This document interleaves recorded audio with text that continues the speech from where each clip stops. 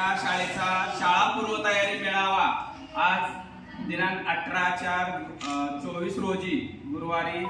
आज आपण साजरा करतोय आणि या उद्घाटनाच्या प्रसंगी आमचे SMCचे अध्यक्ष बाबर साहेब यांना मी विनंती करतो की या